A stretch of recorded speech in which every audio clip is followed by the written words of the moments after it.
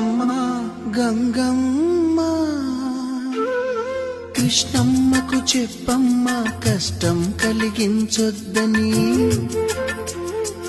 యమునకు చెప్పమ్మ సాయమునకు వెనకాడొద్దని,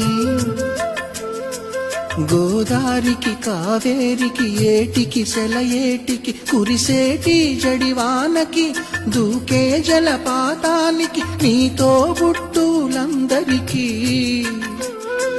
చెప్పమ్మా మా గంగమ్మ.